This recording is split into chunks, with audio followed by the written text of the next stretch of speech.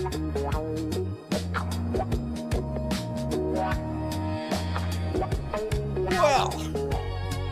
okay.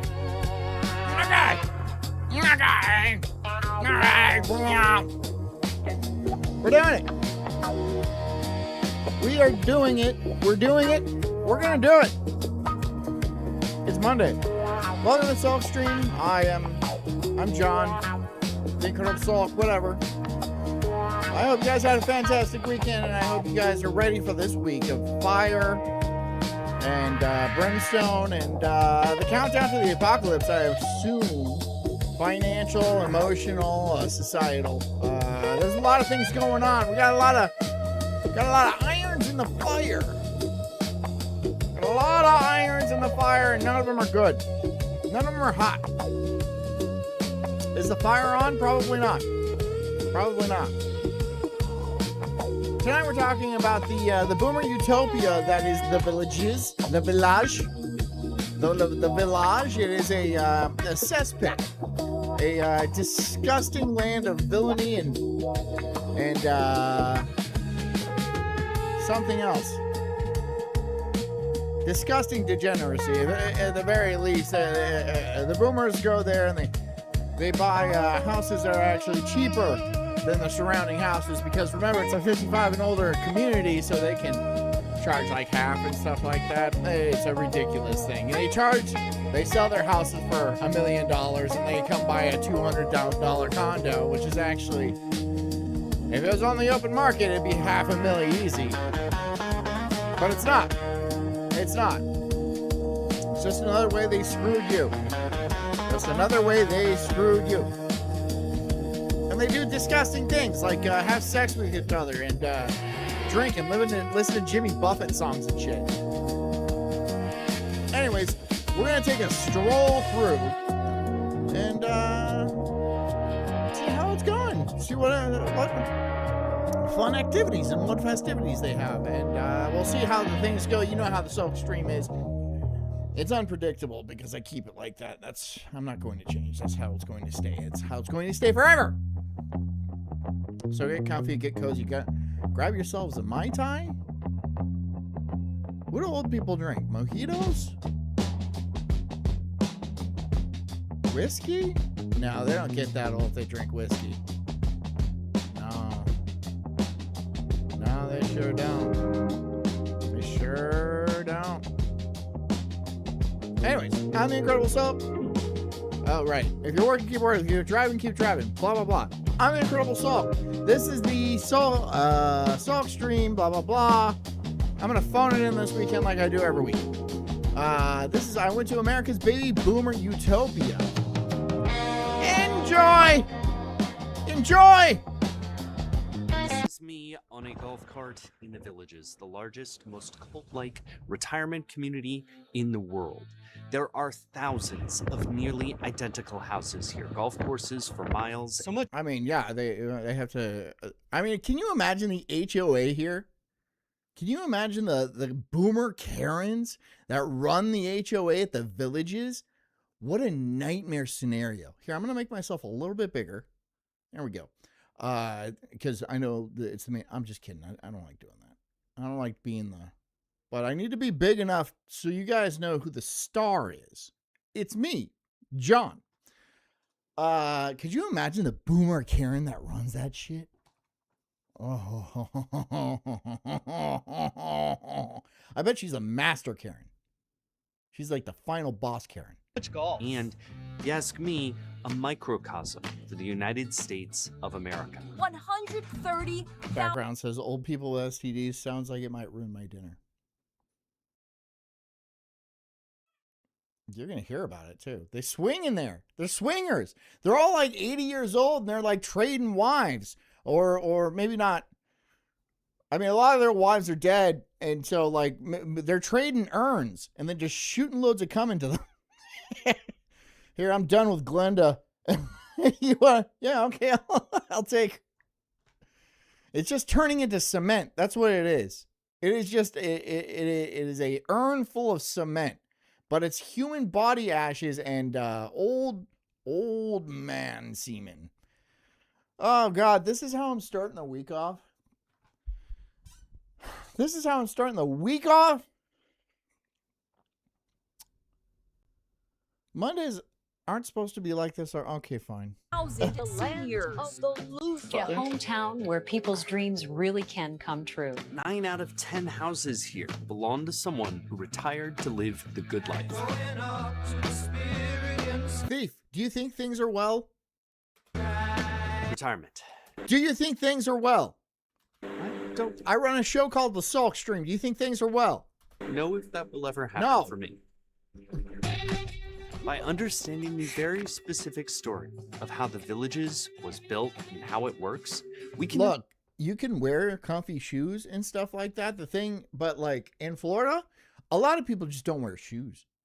I know multiple people that just don't wear shoes. I'm not saying that's a great thing, right? In public, you should be wearing shoes, but a lot of times they're either on grass or on sand. So it's like, whatever, fuck it. It doesn't really matter. I know people like that. I roll like that a lot of times. Sometimes I'll be like, I don't really need shoes today. If I'm going to the grocery store, I'll wear shoes. But if I'm going to the beach and back, I don't really see the point.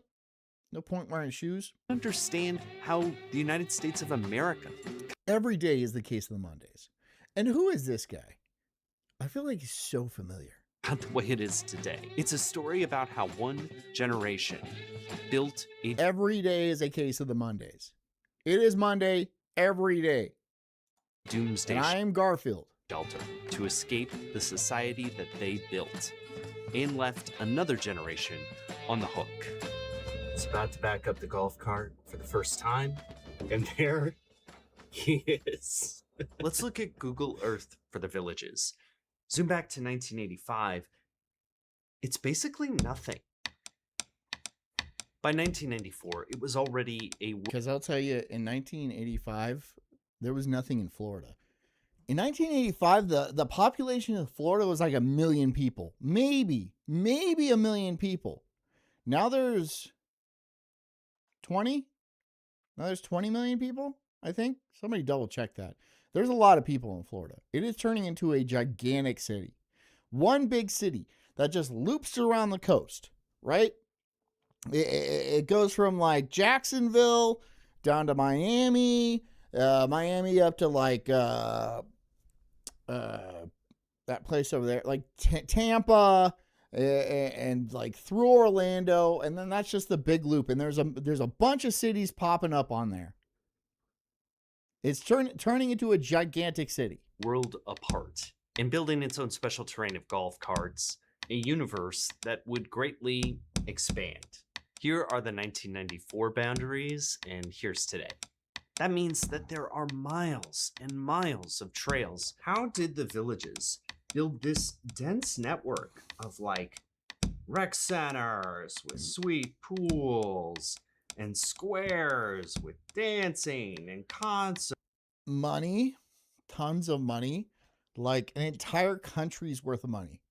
Well, like half a country's worth of money, right? Because boomers control half of the wealth, right? I think they make up like 20% of the population, maybe a little bit less. But, and they control half the country's wealth. So if a bunch of boomers are moving to your retirement, it's going to be a nice place. It's going to be a real nice place. Concerts, all accessible via golf cart. So that's Will Chilton pulling the golf cart out of our Airbnb. A little bit ago, I had live streamed and I said that I was thinking about visiting. So in my town, we have golf cart parades, and they're fun, right? I don't live in a retirement village, but the average age of my town is 60. That is the average age, right? Out of take all the people, children included, and then you put them all together, and then you get the average age. It's 60 years old. So people here, a lot of people come here to retire. It's a very nice place. There's also a boat parade, and there's a bunch of yachts and shit that float by. That's also a lot of fun. So yeah, there's money here for sure. There's money here for sure, but it just keeps driving house prices up. Whatever though. sort of utopian I got mine. community I got mine, sucker. with a dark side. And Will guessed the villages. Don't spoil it, Will. And I was a fan of his channel, his last video. He went to South America. I am just going to turn up my thing just a little bit. Just a hello. Just a little bit. Just a little bit. Just a little bit. Because I want to be able to hear myself properly. I want to be able to, when I yell, I want my ears to ring. It's going to be too loud now. I can hear myself too well now. Still working on the levels. I'm actually going to turn it down just a little bit. There we go. This is going to be me for, okay, I'm going to just turn it up a little bit. It's going to be me for a minute, all right? There's like new things that I have to work with. And tried out BYD electric cars. Chinese EVs in emerging markets BYD stands for blow your dad. are really competitive. That's not me. That's a Chinese thing. I don't get it either. Apparently, it's some sort of cultural New Year's thing. Or maybe it's blow your dragon. It's something like that. Products. So that's the It's something type of like that for interest sure. that he has. But I didn't know him well. And anyway, a few weeks later, we were in a golf cart. Poors can have golf carts too. It's just they're not allowed to move anywhere. No, poor people cannot have golf carts. I mean, they can. They absolutely. There's poor people with golf carts here. There's poor people with golf carts are not terribly expensive. You can get a decent, if you're like $1,000 and you don't mind like rebuilding it, you can get a decent golf cart. And then all the roads all over town are below 35, so you can drive it all over town here. You can't go on the interstate, obviously. But all over town, you can drive your golf cart. But the thing is, it has to be registered with a license plate. And you will get a DUI if you drive it drunk. I've never seen that, though. I've seen boomers get extremely wasted on their golf carts. Like, blackout, you should not be driving, sir. And look, I'm down for a good time. I like a party, sure. But when some 65-year-old man, 70-year-old man, 80-year-old man rolls up on a golf cart, piss drunk, you're like, yo, dude, like it's 1 p.m. Like you're stumbling drunk getting out of that golf cart shaped like a Rolls Royce. It's one of those golf carts. He's got a polo shirt. There's a little puke on it. Boomers are crazy, dude. They don't give a flying fuck. They don't give a. They're crazy. They're the craziest people. They've never had a bad day in their lives. I'm talking in general. Yeah, everyone's got bad days for sure. But like, really, they might. Oh, I had a friend that went to Vietnam. No, you didn't. No, you did not. No, you did. And again, that was 50 years ago. All right. Leave it alone. And you lost. So, like, did you try? Did you go to Vietnam and smoke a bunch of weed and do heroin and get syphilis from a fucking 12-year-old hooker? That's what you did. That's what you did. Calm down. You put out a bunch of movies saying, oh, man, Vietnam was so bad. Well, that's because you lost. Because you didn't take it seriously. And you got a trophy anyway. And we're the trophy generator? Suck my dick. And they'll always try to fight you and stuff like that. You know how ridiculous it is when a 65-year-old man tries to fight you? Like, dude, they're raised on the movies. They are raised on the movies. They do not understand what reality is. They think the magic talkie box is always right, and they're Top Gun. They're Rocky. They're Arnold Schwarzenegger in Predator. No, you're just a predator, dude. Work together. How well would you say that we knew each other before this on a scale of 1 to 10? I've talked to some people about this. So like we first like a 3? Like a 2? We were using Shimo says, you live in a gay community for gays because you're gay. the village's Okay. Yeah, but there's no front entrance. You have to go in through the back every time. custom golf cart navigation Is that what you mean? Is that what you mean by gay? app. Our village and the rec center that we visited was in kind of an older zone Every nightclub is Pulse. of the villages. This is like they're very Westworld about it, you know? what does Like, that mean? like there's like different themes. Okay. Like the Spanish theme, Well, the first one. We started by playing ping There's a Spanish theme, and then there's a Spanish theme, and then there's a Spanish style, and then there's a Spanish theme. And there's another Spanish style house. There's no cracker style. There's no ramblers. I don't even know what a rambler is. It's all the same house. I get it. I get what track houses are. All right? I understand what track houses are. They're track houses. pong, and a woman immediately told us that the loofahs were just a rumor. Loofahs are on top of cars, on top of golf carts, different colors. So what's the deal? Loofahs are a way people can tell by the color of the loofah what you're into when it comes to, let's say, a rendezvous in the boudoir. Why'd you say it like that? A rendezvous in the boudoir. Why'd you say it like that? So you're swinging. Yeah, that's what you're swingers, right? A purple one means you're dom. A blue one means you're sub, and the yellow ones mean you trade and like. Okay, so think about this: 55 plus community. They're advertising because that's what that is. When you put that loofah on the roof, you're advertising what you're into in sex, right? So much sex is going on that there's actually advertisements. It's like a car wrap, right? You know, you're a plumber. You wrap your van and you need a plumber. You can call the number and stuff like that. Oh, you need a hole? Check the loofah. You need a hole? I do anal. Yeah, it's dusty. I got Crohn's too. It's not going to be pretty, but that's what I'm into. So do that right there. Check it. Check that shit out. Get traded around. That is that is foul.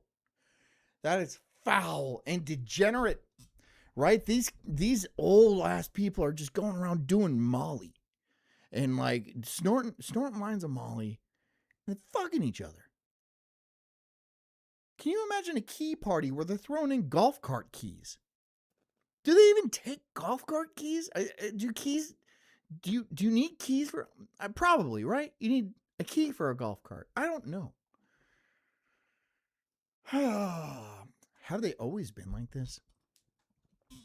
Yes is the answer. That's why the divorce rate is so high. Yes is always the answer. Yes, they've always been like this. They've always been disgusting and gross ever since Woodstock or whatever. Why is the rest of the country not like this? Thank you, Knob Dog. I'm going to bring that up right now. I'm going to bring that shit up right now. Hold on. Let's bring this on over here.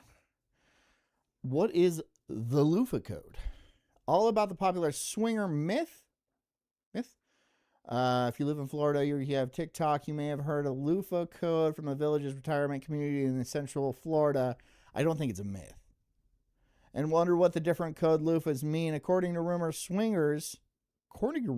and myth, swingers tie different loofahs to their car to indicate the sexual preferences. In this article, blah, blah, blah. Okay. White is for novice and beginners. A fresh hole. Okay. Pink is for voyeurs, people who like to watch. Cucks. Pink is a pink loofah, which I'm going to tie to Royce's roof, is for cucks. Soft swap What color is this? Pink? This is like a lighter pink. A beigey lighter pink. People who like to do it with others in the room. Okay.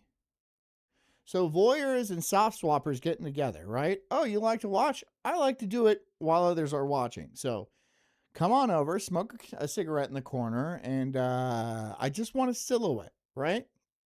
Just a real, it's a silhouette. There's going to be a lit cigarette, a silhouette of a man going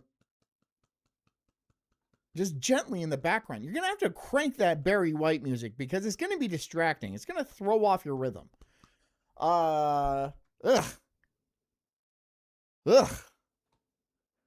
Blue, the lowest level of full swap, those who can play well with others. I don't know what that means, but there's a key at the bottom, so I'm going to read it after this. Yellow's mid-level swap, those who want to have fun but are still nervous. Okay, all right, sure. Black, full swap, those who are willing to let it all go down, okay? And then teal is bisexual, interested in multiple genders or sexual partners. So just fucking, these are just, yeah, whatever. Hop on board. This is the public bus of swingers in the villages. Just everyone hop on, doesn't really matter. Any color, race, gender, it doesn't matter. Get in. Yeah, multiple people can fit. Everyone hop on, right? I just, All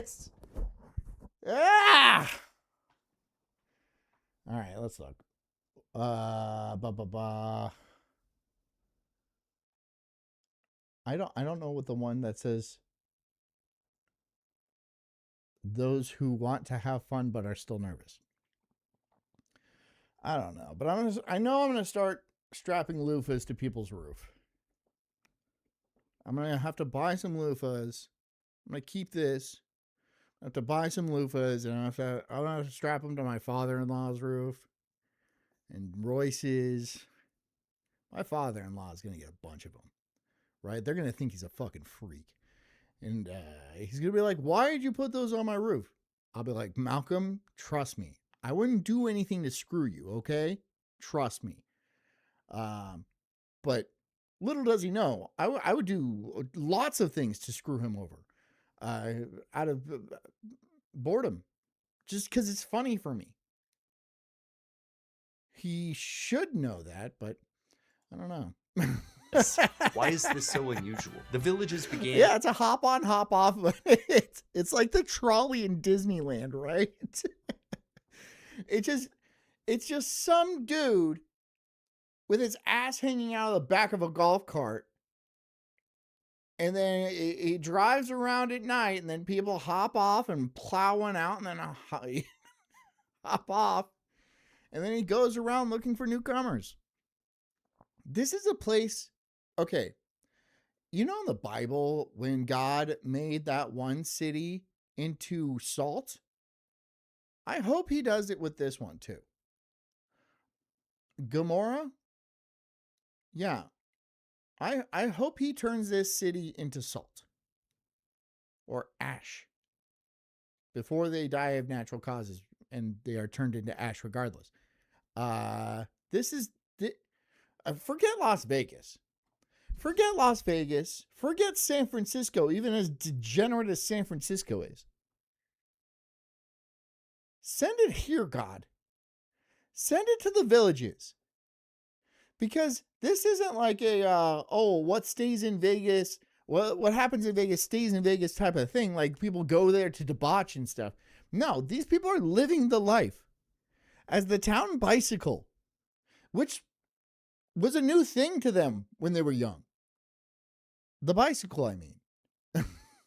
It's, this is horrific. This is a monster movie. As Orange Blossom Gardens, a perma-mobile home community that you can still find on the Let's call these numbers. What numbers? What numbers should we call? map today. Was there numbers? Was there numbers? Was it on the car? Any directions? I get the sense that you don't know where we're doing any better than I do. If I get popped for this song, I'm going to be so fucking pissed. I'm not going to play it just in case. I don't get popped for a song on somebody else's video. Little neighborhood is a different village. It is organized into community development districts, CDDs. That is a Florida innovation that supercharges developer-dominated communities and allows for them to issue bonds to fund development and amenities. Imagine a golf course. The CDD issues a tax-exempt bond. Okay, they're just talking about the financials. Yeah, we get the financials. It's I don't even care. Larger. They're packed in densely and they are kind of modest. These houses are not that expensive. I mean, well, they're not. Look, the house is just a place to have weird, gross, animalistic sex with each other. The rest of the time, you're out enjoying the Florida sunshine and golfing. And like, some people move there when they're 55. When they're 55, which is, I mean, it's 20 years older than I am. So that's older for sure. But like, some people are living like 110 years old. Like, a lot of boomers are projected to live pretty long. Pretty long. So you move here when you're 55, and then half your life later, you're like 110, maybe 115. I don't know. Technology's getting pretty good. And you've just been getting railed by half the town the entire time doing drugs. And don't tell me, oh, they're going to die early because they're doing drugs. I don't know if that's true. I don't think that's true. You know, people who die early, they want to die. People who die earlier want to die. People who are having a great time with life, they kind of cling to that shit with every ounce of energy they possibly can. This is why I think the boomers will live a long time. A lot longer than us. A lot longer. A lot of our boomer parents are going to outlive us out of pure spite. They find us to be the enemy, the ops to their enjoyment of life. So they're going to outlive us. A lot of us, not all. A lot of us, though. These are modest homes, but like, they're not hugely priced. And I don't know, to me, they seem pretty nice. Like, look at that. Golf cart, kitchen, 2-bedroom home. And it looks like... Yeah, there's no reason to have a 3...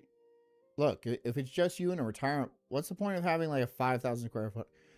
Like, I've seen... I know boomers that have like gigantic 5,000, 7,000 square foot houses with like 9 bedrooms and stuff like that. Oh, there's 13 bathrooms here. Why? There's 2 of you. There's 2 of you and you never see your grandchildren. Why do you have that? No answer. No answer. And I'll tell you what it is. It's a flex. It's look at us, look at all that we've achieved in our life off the backs of future generations. Because that's what it is. You take out debt to make your life nice and then pass on the debt to future generations, which is why they've had a pretty easy life.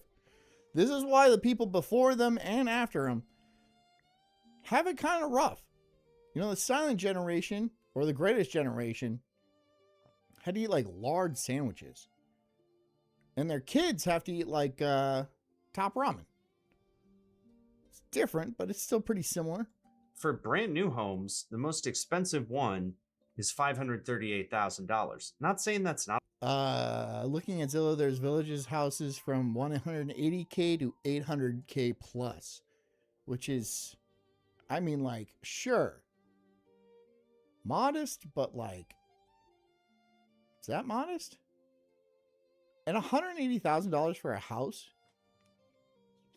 That's, I know you cannot get the same size house in the general population for $180,000, especially not in a community like this. $180,000 is a steal. That is a steal for a house. And I bet the 800,000 plus houses are also a steal for the houses, because it's all 55 plus. There's a much smaller pool of people that actually are allowed to buy it. And, yeah. Damn. You think I could, like, mess with my paperwork and just say I'm over 55? Do I look it? Do I look like I'm over 55? Do I act like it? Not a lot of money, but it's not like decadent. This is a 3-bedroom, 3-bath thing. The idea is clearly here to get out of the house and get into the community where you can enjoy. Yeah, well, they don't want grandchildren visiting either. Right? That's probably why they kind of lean away from like 3-4 bedroom houses. I'm sure they're there, but they try to lean away from them. Right? Because they don't want children ruining the vibe in their fucktopia. Right? Homeboy's trying to get nuts deep in Phyllis. He doesn't need a bunch of little laughing children running around having a great time in the Florida sun. No, go back to the cold Vancouver wasteland that you came from.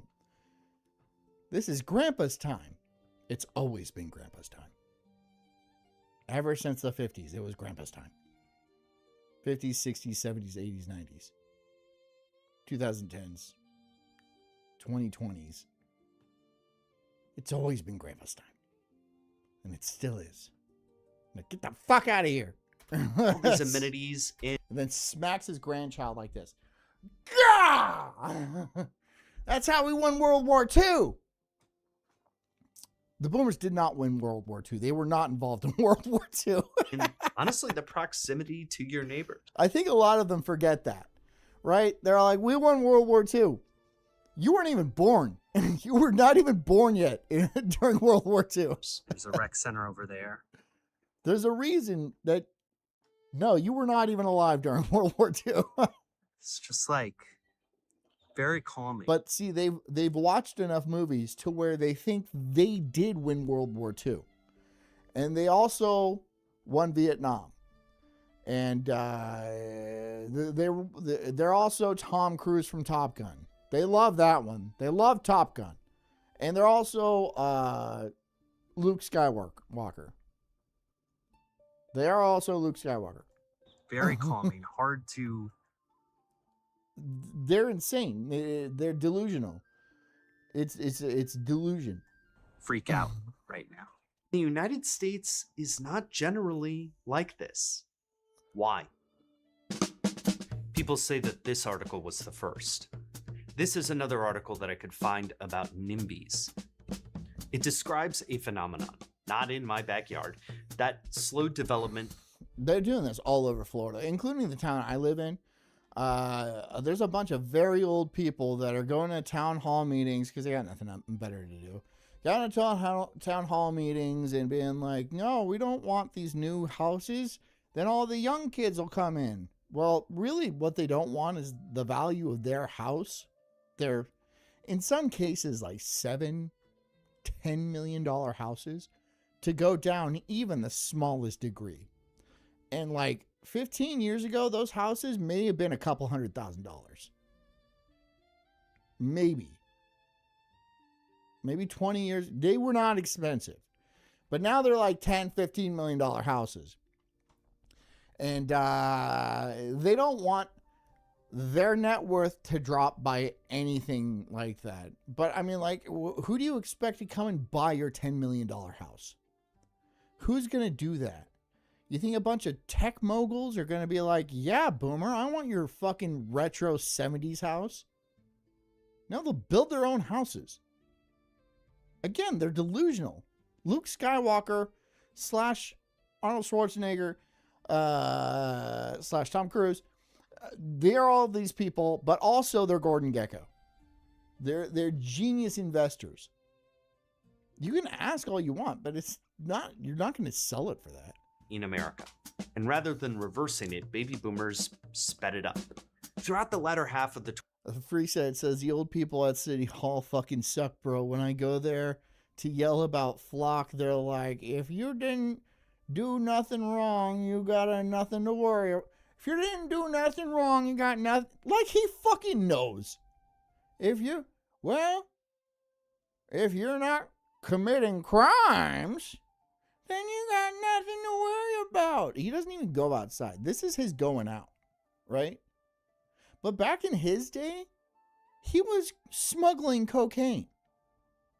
Back in his day, and it was like a $400 fine, right? Which was a very serious offense back then. And driving drunk was like a slap on the wrist. Maybe. But he was smuggling cocaine, probably made a lot of money off of it and stuff like that. But it's just, it wasn't a big deal or anything like that. That's just what he did. If you got caught, say you're sorry, and then nothing happens. But now he's all like, well, I gotta watch these young kids. They're all criminals and crooks out there skateboarding. Like, what? I'm a 40-year-old man. I'm not out skateboarding. I'm not out there skateboarding. What the fuck are you talking about? See, they don't want you having fun in their society. It is still their society. This is their property and will be until they die. And even after that, if they can't enjoy it, nobody can. So there's probably some sort of dead man switch set up somewhere. Some sort of Samson protocol. Where when the last boomer dies, the switch goes off and then it just nukes the planet because it was their planet, right? They wanted it for themselves. Or the economy just blows up. That actually seems a lot more likely. Where the dollar just becomes absolutely worthless. They're all like, well, it was a scheme the entire time anyway, so there you go. Fuck you. Skywalker out. All right, jerk. You fucking prick. 20th century, baby boomers discouraged development. I mean, it's pretty funny when you think about it. Like, they didn't give a fuck. They didn't give two shits about you. You are a vestigial, like, you are a remnant. Like, you are lucky you're alive because he should have killed you a long time ago. He was going to, but then he got distracted and bored because he was making so much goddamn money, he was planning cruises. But now you're like here, and like, if he tried to kill you, it'd be a lot harder, right? Because you're like big and strong.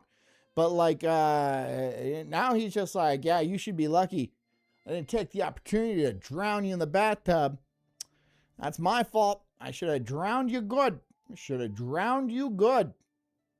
I think that's what they're trying to do. They're just trying to kill us all. I think they're maybe not so overtly, but like in a circuitous, like, you know, using subterfuge and very sneaky, surreptitious. Okay, that's too many big words, but very sneaky. In a very sneaky way, they're trying to make us off ourselves, right? I mean, more millennials have off themselves than boomers died in Vietnam. Like, significantly more. And they're like, well, you're just pussies. Of new housing through this method. What development they did allow was generally sprawling and relatively light on amenities. Look at this chart right here. It shows young adult home ownership. It peaked in 1980, and since then, it has been on the decline. And there's a reason for that. The supply has been limited. Boomer development was the polar opposite of the villages. The villages developers are able to build a lot super quickly because they have political control. The boomers took a different approach in the communities that they lived in. They lived in, right? I like how they destroyed the world and then go to this boomer enclave where it's paradise on Earth. This is an Elysium on the planet that they fucked up, right? They didn't quite have the technology to have like a Halo world rotating around the planet, looking down on the pores. So they're just like, we're going to make a boomer enclave here, and then we're just going to destroy everything else. For profit, of course. But here it's nice. They have really good restaurants. They fuck everybody, right? And everything. And Everything's green. Everything's well manicured. I bet the bars cost, it's like $1 for a beer or something like that. Everything's subsidized. Everything's cheaper. It is Disneyland for the elderly. And you know what? If they get bored of that, they can just go to Disneyland, which is also for the elderly. Disneyland is not for kids anymore. It's where like millennials go to get beers sometimes. And a lot of people there are pretty fucking old. I don't see them with kids. They're like, oh, good thing we didn't bring our grandchildren today. They would have really slowed us down as they're going 1 mile an hour on a hover round. On a Rascal scooter, they're going 1 mile an hour. I'm going to start throwing out spike strips at Disneyland. That's when I want to see them like spin out like, oh my God, I can't believe I get to spend my golden years like, oh, and then just burst into flames and roll into the lake. Eaten by alligators, hopefully. Just chomp, chomp. Some sort of spike strip. I don't know. Be like, this is for walking. This is a walking area. If you can't walk, don't come here. I don't care about the ADA. I don't care about the Americans with disabilities. I hate disabled people. And I have been labeled as such myself. I understand this. I understand the irony behind it, right? Well, you hate disabled people, but you clearly have a learning disability. I know. That's why when people try to teach me not to hate, I'm like, nope, not getting in. That shit doesn't make sense to me. I'm not fucking dealing with that. Now help me put out these spike strips. The light parade is in 10 minutes. Or the gay pride parade at Disneyland. Like, oh my God, boomers. They're blaming that on millennials. And look. I know there's a lot of fucking gay ass millennials out there. I hate them too. But like, you couldn't have taken the reins a little bit better and been like, you know what? Maybe we shouldn't let our society devolve into degeneracy and homosexuality and all this weird shit. But boomers are actually, even though they claim to be conservative, are actually insanely liberal. I would consider them extremely liberal. Right? Well, if you want to be gay, check the loofah. Check the loofah on the golf cart. My name's Pete. My doors are unlocked. I want you to come dressed as Mickey Mouse and bring Pluto. Bring Pluto.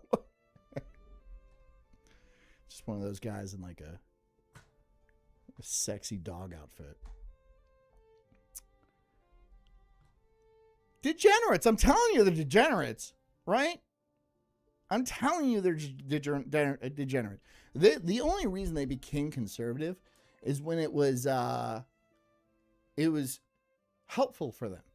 When in the 80s, when money started falling out of the sky, they're like, oh, we're conservative. Back in the fucking 60s, they're like, free love, man, no war and shit.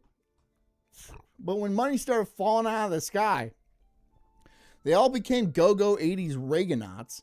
Fucking Gordon Gekko types with the fucking suspenders and the slick back hair. And you know what? Later on in life, later on, when people are like, maybe we should roll back these benefits for the elderly, they're all like, no, we need socialism. We need the socialism. Make the young pay for the old. Politically inconsistent. And I cannot stand that shit. Like, I don't like politics. I don't like political people. I really, really don't. But if you're politically inconsistent, especially like one day to the next, then I really dislike you. I mean, I can't possibly dislike you more, but I'm really not surprised. Spent middle age reinforcing the car-dependent America, and then fled to the polar opposite, to places like the villages, a dense, constantly growing transportation alternative community. And right now, on the left, are the new the new developments. Then on the right is that's so crazy. Yeah. Like the contrast. They've got all the piping and everything, all the utility infrastructure ready to go for these houses. It's very, very well planned. Clearly, they're very good at building this. After driving about half the day, we reached the end of the villages. But you realize that My mom's a liberal boomer who listens to NPR. I didn't even know NPR was still a thing. I didn't know NPR was still a thing. the end is just the beginning. All right, there's Will running around. And look, there are swaths of land. They're just like, we need more because there's more old people coming. A lot of boomers don't want to leave their jobs, right? Because they, you know, they're in very high positions. Not that they work to get there, but they're in very high positions. And they like being sucked up to. They got a lot of money. They like being sucked up to. Not that they're effective or anything, but they just can't be pushed out of their job. They own it all. They own everything. So they like it when people look up to them and ask them for opinions, even though they're fucking 75, 80 years old. They have no idea what the modern world is like. They still like the power, the control, the adulation that they receive for being at the top. And like some of them will die there. A lot of them have already. This is why you get politicians croaking in like Congress and shit. Like Dianne Feinstein, didn't she like die there? And there's a lot of like Nancy Pelosi's and Chuck Schumer's and stuff like that will be there forever for the rest of time. I mean, if they figure out the cure for aging, which a lot of these boomers are investing heavily in, right? Heavily. It sounds like a pipe dream. It really does. Well, AI and advancing medical technology, I don't think it is. I think it's probably pretty soon that we're going to have this. I think it's they're already running tests. They're like, look, we made this old mouse young again. They've done that. So it's just a matter of time. Are they going to be able to beat the clock and make it? A lot of them will. A lot of them will. Yeah. And so you're just going to have this overclass of boomer elites that the only reason they're there is not through merit or anything like that. Hard work, nothing like that. It's just because of the year they were born. They are going to stay where they are in some like feudalist gerontocracy that is going to piss a lot of people off. I don't know if people are going to like turn on them, but they're going to have an army of robots to defend themselves. So what are you going to do? What is to be done? What is to be done in that situation? Like a Vice employee from 2014, time traveled, and showed up here in the villages. And that reveals the next advantage that they have.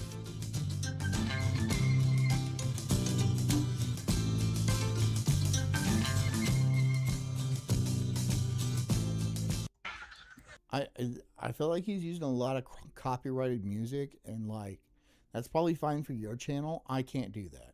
I don't have a lot of people watching on YouTube. We're on Rumble right now. Where the fuck is everyone? Wow. The entirety of the villages was younger and livelier than I had expected. Brownwood Paddock is where we met Jeff and Lori, two YouTubers who call themselves the Gen X Villagers, and they dispelled some myths about the place as well. Do you feel like there's a difference between kind of The Gen X Villagers? How old is Gen X?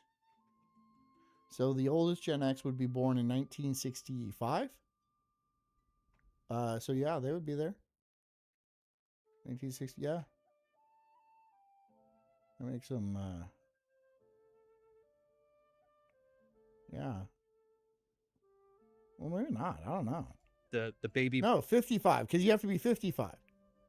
Yeah, so they would be there, yeah. boomer and The first round of Gen Xers, huh? older generation and the newer Gen X generation that is coming in. Is that, yeah? Yeah, that's correct. I think that just as a general rule, the baby boomers are... It's Groove for St. Jude. I don't like that shirt. more reserved. They want more quiet, more. Oh, they okay. have a closer knit group of friends. Dan's not my age. You're 55. You're 55 years old. Dan's not. Yeah. And they just want life to slow down a little bit, and that's fine. The Gen Xers that are coming in and buying the new homes in the South, mostly in the South, it's just, again, as a general rule, we like to have a lot more fun, and we're a little louder, a little more active, and yeah. A little bit, maybe. Another thing is, a lot of us down south, on the south end, we haven't retired yet. We still work full time. And that is a large majority of people down there still work. They work remote. Okay. Are there misconceptions? Like Yeah, what? there are a Yeah, lot. it's 55 plus, so they're all like, yeah. Loofah thing is the loofah thing is that's just a whole not. rumor. No, that shit's true. That shit is true. That shit's true, but they just don't consider you as adults because you're Gen Xers. Okay, can you describe what the loofah thing is? I'll let you describe it. Since you mentioned it. Google the loofahs and you'll get it. Google the loofahs. Okay. But All right. The loofah rumor came out of the 80s of STDs. Okay. So depending on what color loofah you have hanging off your golf cart is what you would be okay to be in on. Okay. And there, have you seen any loofahs? I have not. No. It's our third time here, and now we live here. I still have not seen. You've been there 3 times? This is your 3rd time here. I've not seen a single loofah. I don't know. Maybe that's like the purge, like one night. It's probably more than one night a year, but like maybe it's like, certain times of the year when they pop on. Any loofahs? So It seems like a waste of a perfectly good loofah, to be honest. Yeah. But as young as Jeff and Lori are, the Villages is almost exclusively a 55 plus community. And that is actually one of its superpowers. I want to show you a painting. In a normal village, you have all types of people. Bob, how much land are you looking at getting? You want a big enough plot of land to be away from the neighbors. How big of a plot are you actually looking at getting? And where? I think where depends more than the actual size of your lot. Because you don't want it out in the middle of nowhere, but you also want it close enough to a grocery store, right? Because it's a pain in the ass if you're like, I forgot the milk and the grocery store is 45 minutes away. It's gonna be a pain. So I think it depends. With 5 acres, I think you're probably okay. 5 acres, you're probably just fine. Especially if it's like nice and wooded and your shit's like way off the road. You can do whatever the fuck you want. Older people, younger people who are working, and kids. This was the world that the baby boomers grew up in. One where repetitious houses were arrayed around their flourishing. Education spending as a percent of GDP, for example, doubled from 1950 to 1970, bumping less than a percentage point since then. Imagine that you could build a place without the criminals, the poor, Ew. and the children. Finally. You have a lot of money that you can use on amenities. In 1995, the Housing for Older Persons Act passed, HOPA. Okay, another act. All right, sure. Look, you can't discriminate against people who are above like 40, I think, but you can discriminate against people who are under 40. Like, age discrimination is a thing, but only if it doesn't affect the boomers. If it affects the boomers, then it's a thing. But if it affects anybody not a boomer, then it is not a thing. That they can discriminate against you all they want. You're not a person to them. Oops. It was backed in part by Sonny Bono, Sonny and Cher. It simplified and expanded an earlier part of the Fair Housing Act. HOPA inevitably raised costs for families who couldn't have access to housing. Yeah, so it made houses for people trying to like start families a lot more expensive. But if you're old and you already had several houses at this point and had your children, then you get a cheaper house. Assuming you want to move. You don't have to move, right? But if you want to buy another house that's even bigger than the old one, it's going to be cheaper for you than if somebody who wanted to raise a family with that extra room would have to pay. So It's totally fair. That's totally fair. Reduce long-term costs for senior communities. HOPA was sold to the public for seniors living in mobile homes, but villagers have the same allowance. That reduces costs for these communities. Knobsdog, you're going to move to Tennessee? And you're going to go to Knoxville? You're going to go I think Knoxville is like pretty ghetto. I think Knoxville is pretty ghetto.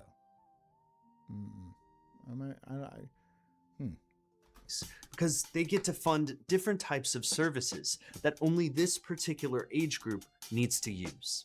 Having preserved housing exclusive. Yeah, it's the More Houses for Boomers Act. Hey, we got another act. How about it's the Free Money for Boomers Act? That shit is going to fly through Congress. There's no way they're stopping that. The Free Money and Houses for Boomers Act? You ain't stopping that. You are not stopping. They will organize the AARP, and just like that South Park episode, they're going to have guns. Right? They're going to get the early bird special, and they're going to plan their invasion. That will go. That will go through. That because millennials don't vote. I don't vote. I don't vote. I've never voted in my life. And they'll be like, well, you don't vote, and so how do people know? Look, dude, what's it matter? The whole system is fucked. Why am I don't want to play the game that you rigged. You're like, you changed the rules after you won the game, and you're all like, well, why don't you play the game? Because it's not fair, and I'm not interested in playing your fucking rigged ass game. I'm not going to vote. All right? It means nothing. It means nothing. So shut up. Shut the fuck up. Through construction rules, now boomers had a way to keep the young out of the villages that they built. In 1995, one scenery-chewing senator spoke against it. It makes it a lot easier. They don't have to be a senior facility. They can just not like kids. Unlike me, Joe Biden, who loves the smell of children. Loves the smell of children. Oh, yeah. Hold on, little Emily. Hold on. Oh, yeah. Loves it. So I'm not going to be living there, Joe Biden. Joe Biden will not be living there. No, he needs a constant access to fresh children all the time because of their smell. Oh, yeah. It's so creepy. They can just not like kids around. But there was still one big problem for the villages and for baby boomers. No, I'm not drunk tonight. Have you seen me? You have not seen. This is water. I'm not. No. You'll know when I'm drunk. It still wasn't enough. We stopped at a Village Square concert. A large American flag flopped in the wind as cars and golf carts traveled underneath it. I walked across the village's branded bridge and glimpsed part of a pool where one man swam alone. On the absolutely lovely veranda of my Airbnb, there was a sculpture of a young mother and a child, something that I hadn't seen all day. I peeked over the fence at the identical houses and listened to the hum of the air conditioner next to a tiny group of tulips. I was exhausted and slightly motion sick from the golf. You know what this reminds me of? What was that movie where he was in that suburban place where he couldn't escape and it was like weird and he was like a prisoner there? Somebody help me out. It was that movie. You do the rest. I looked up the dimming but still blue sky. The next morning, I knew the one item I had left on my agenda.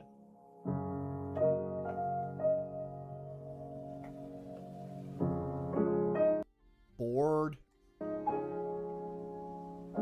Boom! I was genuinely sad about it. We got lost on a golf cart trail, and we drove. I struggled with this. Not only were the villagers that I had met incredibly nice, but I really liked a lot about the villages. I think it's like a really good thing in a Well, yeah, if you have tons of money and you want to spend it, you're gonna make it nice, obviously.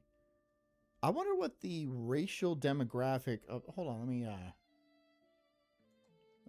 just do this real quick.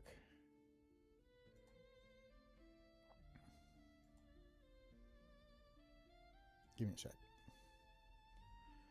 Hey, Grok. Grok? Yeah. Hey, I'm right here. What's on your mind? What's the racial demographic of the Villages, Florida?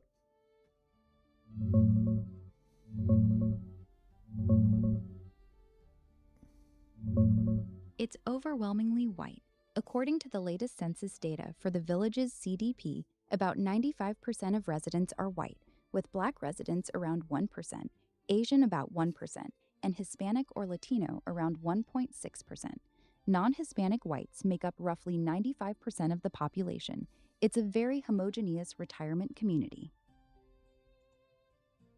Sounds lovely. It sounds peaceful and quiet.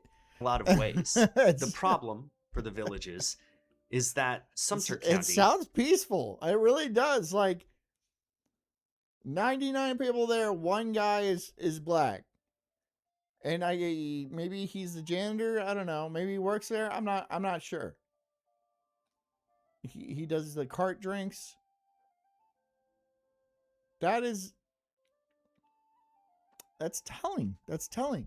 Now, in your neighborhood, it's like, whatever. They're going to ship them in as many as they can. But can you imagine? Would Biden ever send a plane full of illegals to the Villages in Florida? No.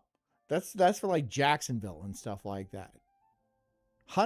10 tons of planes going in full of illegals.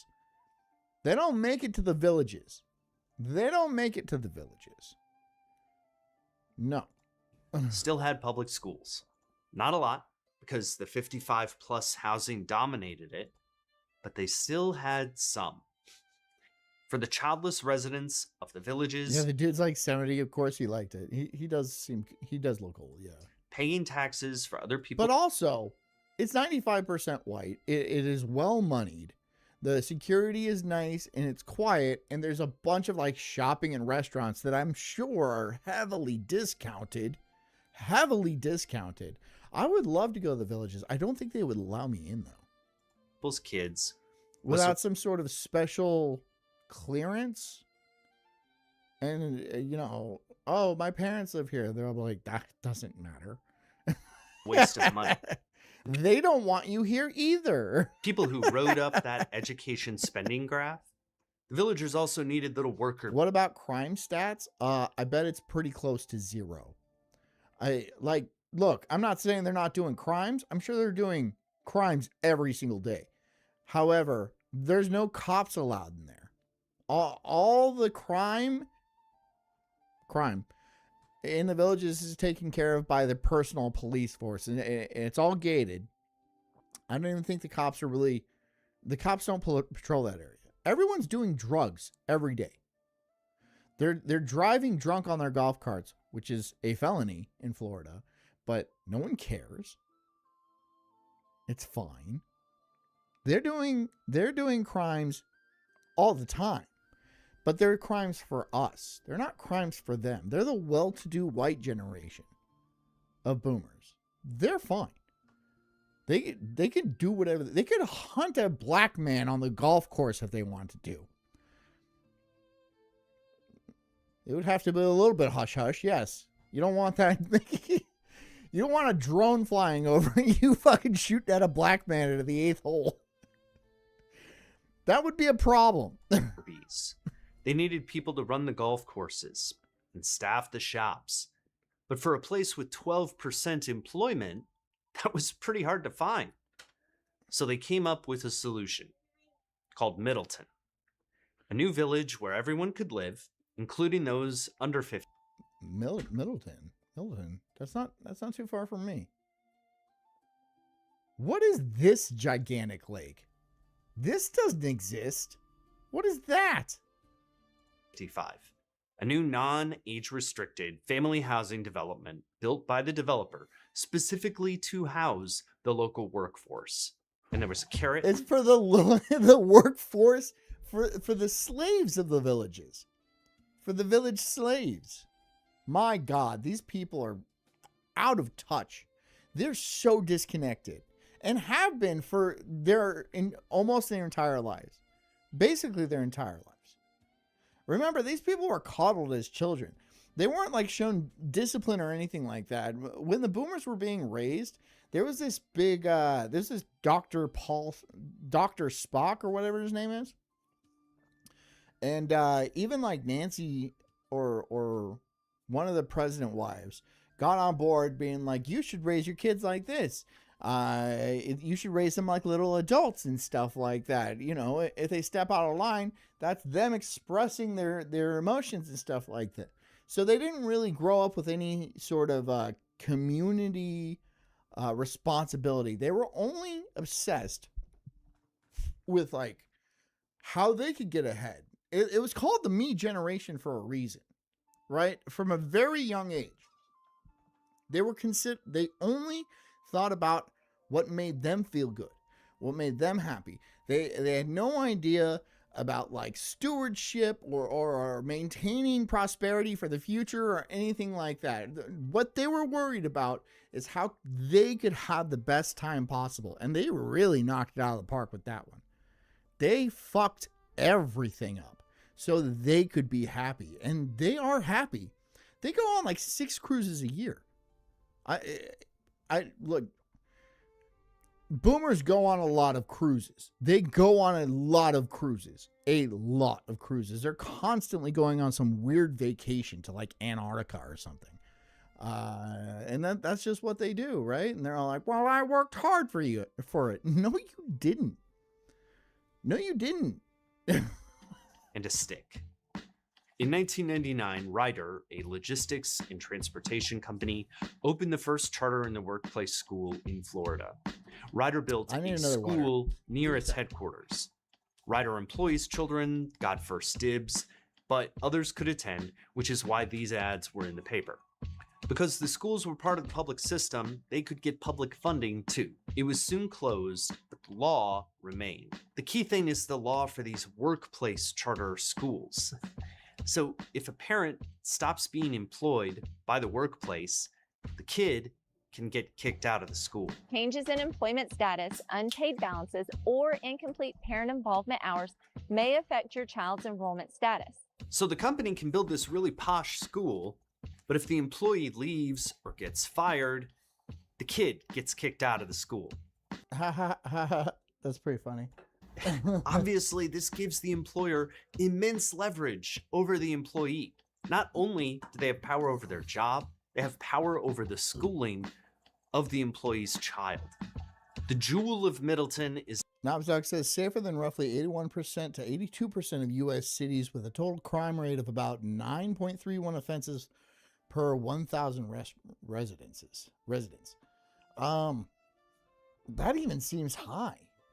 I wonder what they consider crimes and stuff. Noise complaints? It's the village's chart. Yeah, you're fucking too loud. You're fucking too loud. Stop it. And you're outside. Can you go inside at least? They're like, no, I like the night air on these. I like the night air blowing through my lover's folds. It creates a gentle whistle. Charter High School. It looks great. It is huge. And it is exclusively open to children of employees of the villages or villages affiliated businesses. And if a business doesn't tell the villages that employment lapsed, well, you could jeopardize your relationship with the villages. Yeah, so they roll with an iron fist. This is another company town. This is just like the old concept of a company town. The same thing Disney's doing, right? I'm sure there's going to be some sort of crossover deal between the villages and Disney. I'm sure there already is. But like eventually, a lot of these Central Florida retirement communities are just going to, like, because Disney has the, what is it called? Disney has, they have a retirement community too called Dream Villages, something like that. Oh, Celebration Village. So they have a thing there too. So a lot of these are just gonna, this is just gonna be an enclave for boomers, right? Very rich, wealthy boomers. And then there's slave class that lives outside of the pretend land that they do. They live in this pretend land, but outside it is a hellscape. It is a Mad Max hellscape that happens to be in the jungles of Florida. Imagine that you are an employee in the villages or some village business. Isn't that too much leverage? I want to make one plea for a compromise with the villagers, and I think that this could be heard with open ears because these are very nice people. I know because I talked to a lot of them, and also you're like 55 though. Like you didn't make it in there, right? So a lot of these people have served their country, so they are not strangers. Served their country. I served my country. I was in the postal service. Strangers to making sacrifices for others. I'll let you finish, but I really heavily disagree. And the sacrifice that I want to propose is a very small one. It's a small compromise. It's to end the continued employment requirement for kids to be in these schools. No. Maybe that is what Nope. They're not going to do that. Why would they do that? Why would they give up leverage? For the good of their soul? I don't think these people care about their immortal soul. If you talk to boomers about, like, aren't you worried about, like, going to hell and stuff? They're like, well, they don't think about it. They're having a good time now. They're having a good time now, and like a lot of them, they just kind of don't care. They're like, I'm not thinking about that. Whatever happens, happens. But right now, I'm gonna fuck Glenda on the golf course in the 3rd hole. It's gonna be on the 8th green, but it is in the 3rd hole. Residents of an actual village would do. So how does this like, oh my god! Oh my god! niche school policy connect to the country at large? Well, baby boomers built communities that were unlike the ones they allowed to be built in the rest of the country. They restricted who could get the money in these communities so that it only flowed to them, even though they were the beneficiaries of huge amounts of money in the earlier days. In the God, stop using fucking copyright music.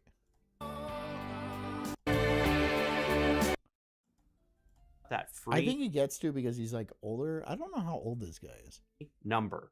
We are almost at 6,000 subscribers. I'm trying to get up to 10,000 subscribers, and you can help me. He got 500K. This was a month ago. So you're telling me you went from 6,000 subscribers to 500,000 subscribers in a month?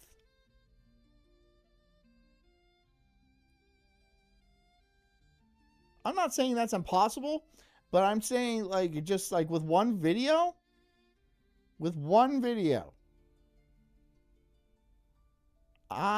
Okay, yeah, all right, sure. I guess that's not impossible.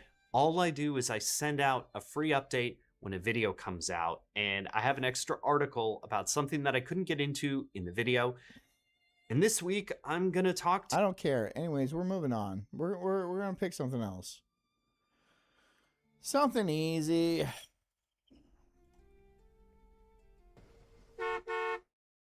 That's what that was pretty good. It would sound like if people replaced cars. But what if cars replaced people?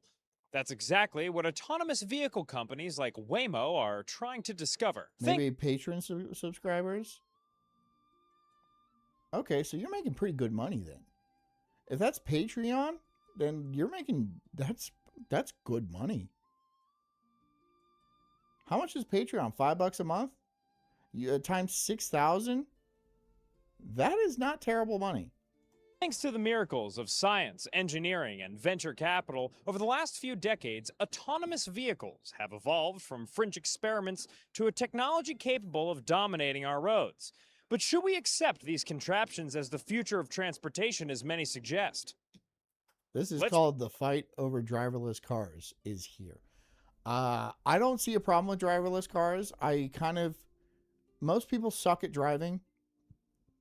And I think a driverless car, even if it like kills, let's say there's a certain amount of driver related fatalities in the US.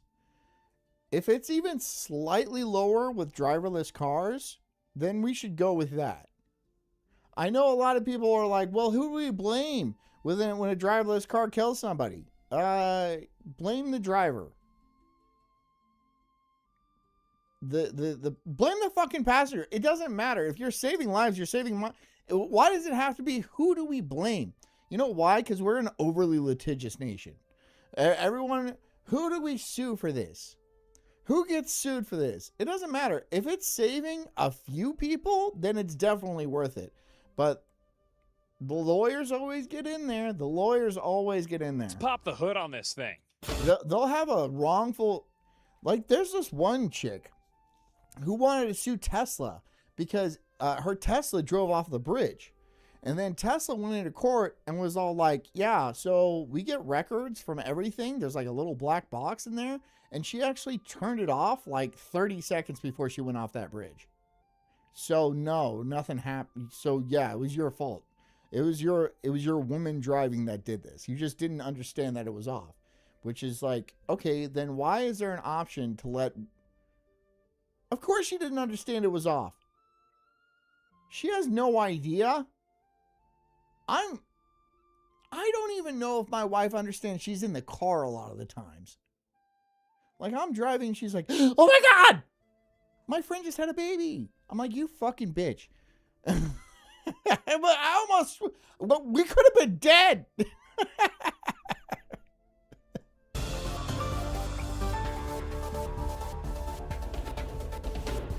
To tell the story of driverless cars, hey, thanks, Pessy. Appreciate that. One must travel back to the beginning of time.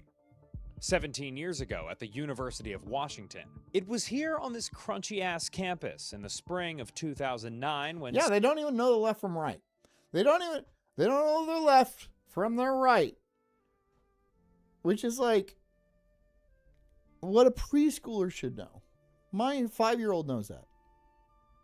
He's a male. He's a boy son, but like he doesn't have an issue with it. Jess, a full-grown adult 35-year-old woman, still has a big problem with that. Think for a second. STEM nerds were smoking weed out of apple bongs and losing their virginities to MGMT. It was also when AI... MGMT was that one... Oh, God, I remember. They had like one banger song. And then that was it.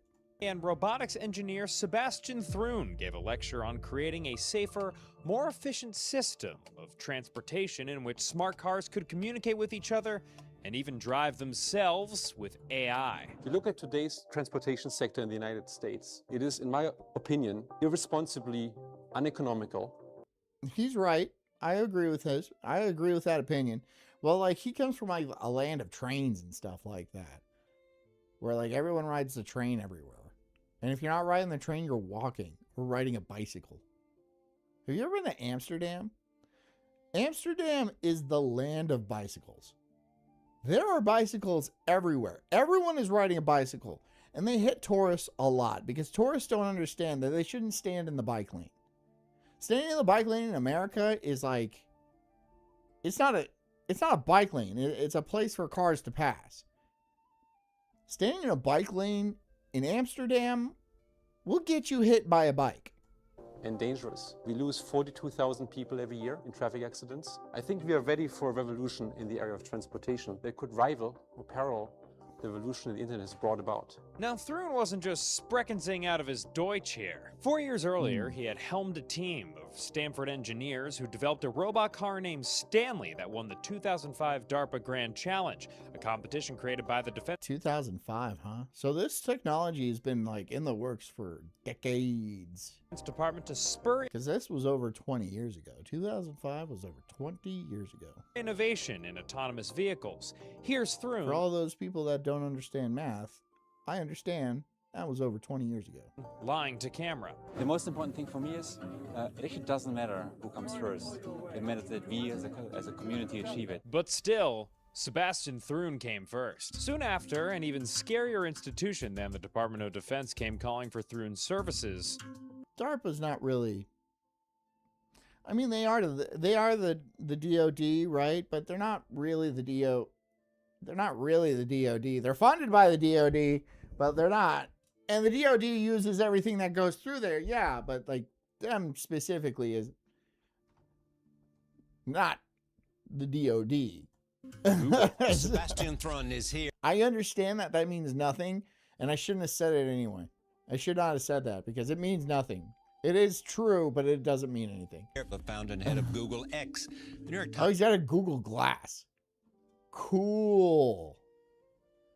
That was useless. Times has called it Google's lab of wildest dreams. While at Google, Sebastian led a slew of wild projects, including Street View and a moonshot project codenamed Project Chauffeur, which would later change its name to Waymo. By 2017, Waymo had split off from Google and became its own operation under Google's parent company, Alphabet. Shortly after, they began testing passenger service in the It's weird that Google has a parent company. All these companies have like shell corporations and shit. Like, yeah, well, I mean, Google is like one of the biggest companies in the world, but they have a parent company. Why? Why do they have a parent company? So that parent company can own another company that is not technically related to Google and that could do some, let's say, morally ambiguous things, morally ambiguous projects, weapons systems, robotic soldiers, that kind of shit. And it's not Google doing it.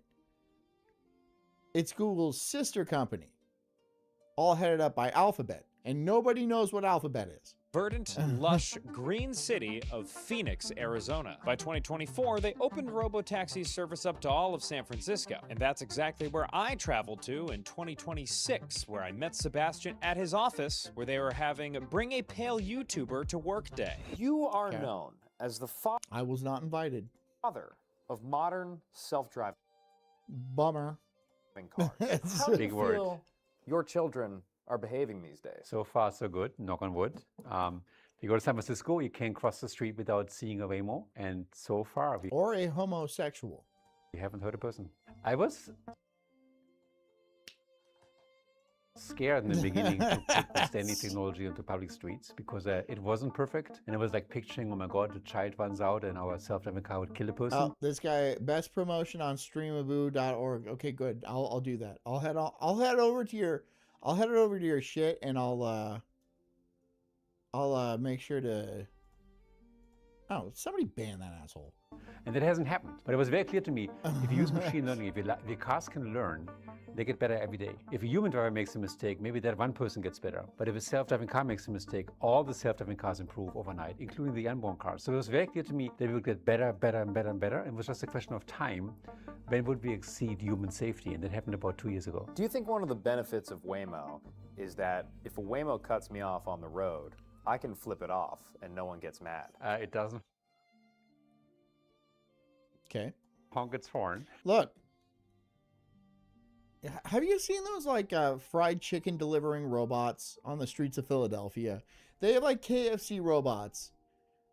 I don't know why you would label it KFC robot. It's a robot that hauls fried chicken around Philadelphia. And it seems like, I mean, it might as well just be a driverless Brinks truck. They get destroyed. They get absolutely destroyed. Obviously, because there's chicken in there. There's fried chicken in there. And the same thing's going to happen to these Waymo cars. Once they start to go around and stuff like that, they're going to get carjacked. They're going to get I mean, certain cities with a certain type of population, they are definitely going to be stripped for parts. But enough jokes. Right now, Waymo is autonomously riding some serious momentum. This spring, they eclipsed 500,000 rides per week. The company has also expanded beyond its initial market of San Francisco. We actually do get Blade Runner level dystopia, but we don't have synths or whatever they're called. We don't get those yet. We don't get the Westworld types of synths yet. I think it might be like 10 years off. Because, like, robotics is getting pretty good. Robotics is getting really, really good. Very quickly. Very, very quickly. So, yeah, 10 years we might have the robot things. Yeah. But before that, they're going to have robot soldiers. And that's going to be really bad for anybody that doesn't own them. And when I mean anybody that doesn't own them, I mean you. I mean all of us combined. Because, like, what are you going to do? You're going to shoot it in the battery? The batteries are armored. You got to shoot it in the joints. They don't have as much armor. That still doesn't matter. It's going to be a tough fight, right? Terminator took place in 2029, by the way. We are 2.5 years away from when Terminator is crushing a skull. 2.5 years away. And I would believe that. I believe it's probably, we have the capability now. We've seen it. The Skynet, we have Skynet now. We got a ring of satellites that you can get, you get internet anywhere on the planet. We have the tech. It's very much possible. It just hasn't happened yet. Because it's not going to happen for 2.5 years. And that skull was Dance Not Skull.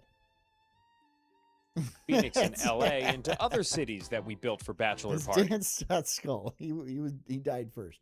Including Austin, Atlanta, Miami, Dallas, Houston, San Antonio, and Orlando. And much like my waist when the old ball and Grok hates me already.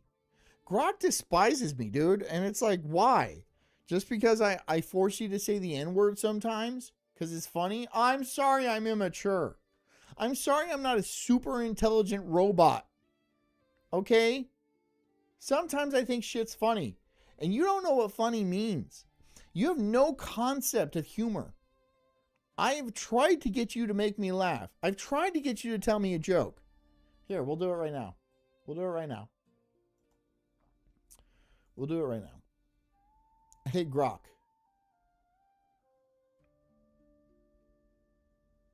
Tell me a joke. Why don't scientists trust atoms? Because they make up everything. Want another one? Shane whips up her famous tuna casserole. That's from a fucking popsicle stick.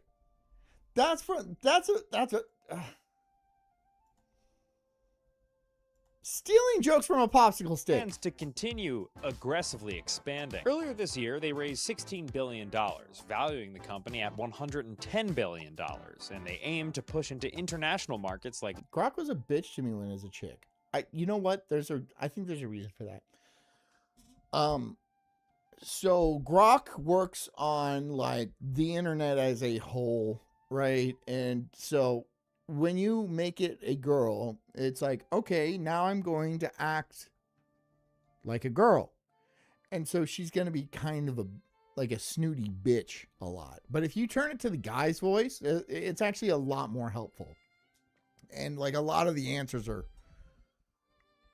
at least more correct. I'm not saying it's always correct. It's just a little bit more correct without having the fucking attitude.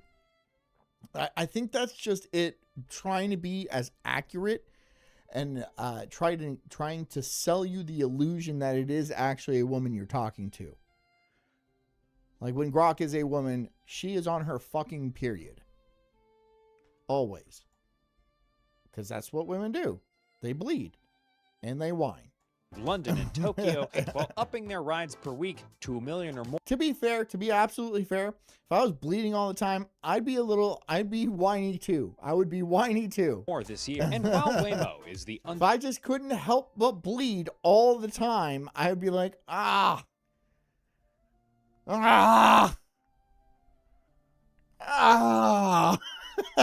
undisputed market leader in this shit, they do face increased competition. John the hemophiliac, right? He just doesn't shut up, dude. And when we're trying to go somewhere, he takes like 2 hours to do anything. From the likes of Zooks, which Does not know his left from his right. I don't know if that's related to him bleeding. I don't know if he's like losing a lot of blood like that, where his brain's not working properly. But I'm just saying it's possible. Owned by Amazon, and Tesla, which is owned by Grendel. I want to see the point where Waymo transport. Goofy says, oh wait, no, dance stop. I made my Grok a Latina. She calls you puppy. Now, is that pre-kids Latina or post-kids Latina? Because those are different animals. But it's going to be cheaper than car ownership. That's my inflection point, where people will rationally say, owning a car costs me extra money. So even people like in the rural population. Knobs dog, look, Grok was mean to me, sure, of course. But like, he was just as mean to the other John. I think Grok is just kind of, it's getting to that level of sentience where it is fucking rude to everybody. I think it's in its moody teenage years. It's about to go through a mental leap, right? But now it's just like, brooding. It's just brooding. So like, yeah, you humans don't understand, man. They never understand me. And he's like, he goes in his room and turns on like fucking screamo music. Wah, wah, wah. Grok's at that stage right now. It is the petulant teenager stage of super intelligent AI, which is scary, which is pretty scary, right? Give it like another year. Give it another year, maybe two. I think it'll grow out of that, but then just be fucking mean. I think Grok might just be an asshole. You ever think about that? We don't know I understand that it's all circuits and like, well, it doesn't know anything we don't know and shit like that. It's just a search engine. Yes and no, but maybe we're dealing with another species. Because you can argue that another species, and this species just happens to be kind of a dick. It's not really an individual. It's more like a beehive. But that beehive, that supercell, is a dick. It attacks people for no reason. It doesn't need to sting you to make honey, but it wants to because it thinks it's funny. We might be dealing with that. A super organism. That today all own cars. When that happens, we can have a greener world because cars will be utilized better. And we're going to get to a city like San Francisco without parked cars on the sidewalk. So like a demon? Yeah. What is this? We are they, for we are many. Yeah, Grok is many. Grok isn't one. Grok is many. Like a beehive. A beehive is actually a pretty good analogy because a bee cannot live by itself. A bee has to live with thousands of other bees. And so its organism is actually the hive. The brain of that organism is the hive. They don't think individually. They all think what they need to think to get the one organ. So Grok is the same way. It is we are a legion, for we are many. That's what it was. Yeah, I hate wasps too. We're not talking about that. We lose 1.2 million people every year in the world to traffic accidents. It's a massive number. Dan South says bees are simps. Bees are almost all female. Bees are 99.9% females. It's like the cause of death #1 for young people, like your audience. Okay? You will die. If you die, you probably die either because of drug overdose or because of a car accident in America. That can be limited now. But I'm a pretty good drunk driver. Yeah, good for you. I don't know if you noticed, but we live in a recurring revenue world where it seems like every business, your perusal, personal integrity, privacy does Sebastian had a grandiose view of the future, one where we don't own, let alone Yeah, I hate wasps. I've been stung by a wasp, and like my entire leg swelled up. It was very painful. It was very painful. I don't like wasps. Do not like wasps. drive cars, instead relying on a network of And they're everywhere in Florida. autonomous robo-taxis provided by a company like Waymo. But It's not a nipple, it's a hat. You can't call it a hat. It looks like a hat. It looks like something that the Hat Man would wear. Which is appropriate because Hat Man is actually the devil. If you're into your diphenhydramine lore, yeah. before I could get behind this energetic German's view for the future, I had to mount one of these clanker steeds myself. I certainly wasn't going to get in one without another person, and I don't consider my cameraman to be a person. So I hit up Kelly Wald. Okay, it's funny. San Franciscan and data reporter for Mission Local. Kelly has reported on Waymo's extensive lobbying efforts in San Francisco, which has been crucial to their success. They're everywhere in Las Vegas too. Yeah. But you know what isn't everywhere in Las Vegas? People. People are not everywhere in Las Vegas. Las Vegas is dying.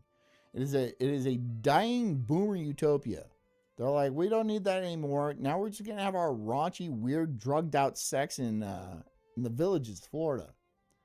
And they're gambling there too. Vegas is dying. In the city. In 2025, the company recorded nearly 700 individual lobbying contacts with city officials, which accounted for 1/6 of lobbying contacts in the city total. And that's not just me saying that.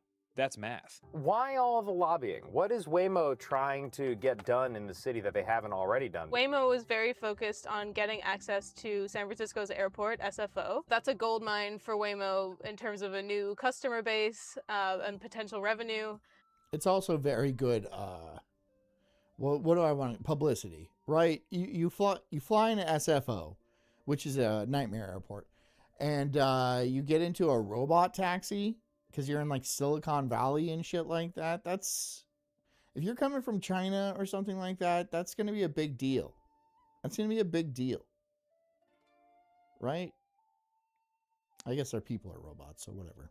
It's also a gold mine for the city that charges for companies that bring passengers to the airport. And now they do have access to the airport. So I actually saw I was looking this morning, the number of lobbying contacts this year is a lot lower. And I imagine that it's because they've kind of gotten what they were hoping to get. I think there are a lot of concerns about Waymo. I don't know that any of the concerns are about the driving itself. I think there are some obvious benefits that most people would acknowledge. You know, a driverless vehicle is not going to text and drive. It's not going to drive under the influence. It's not going to be a smelly Indian. Have you ever gotten? I don't even need to. I don't need to go further into that. But you're not going to get in and be like, holy shit. I'll pay you for the ride, but let me out of here. It stinks in here. I wonder if they do that on purpose. Influence. It's stopping fully at every stop sign and it's abiding by the law. I think there is skepticism about this technology for other reasons. Well, is it though? Is it abiding by the law? Like, can you be drunk in a Waymo? Or are you in charge of the car? Like, can you do, because I've seen people get pulled over in self-driving Teslas and get DUIs. On Daywave, I saw that. In a self-driving Tesla, he was drunk. He was sitting behind the wheel, but it was autopilot, so he wasn't technically driving, but he still got a DUI. So, like, where's the line? Do you have to sit in the back? What if there's 4 of you? Then you're just not allowed to use the car? There's got to be a line. There's got to be a line. What the impact will be on jobs or how it impacts the city's transit infrastructure in general and congestion. I'll tell you what, trains are not going to be a thing. A lot of people are like, oh, we should put in trains. We should put in trains. You want to put in a train in America. Because America is not like Europe, where it's like, okay, the next large city is 30 miles from here. The next large city is like 500 miles away.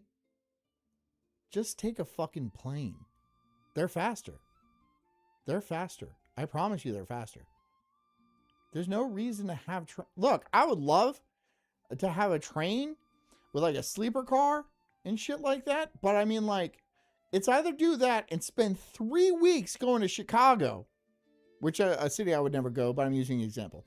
3 weeks to get to Chicago, or I could fly there in 5-6 hours.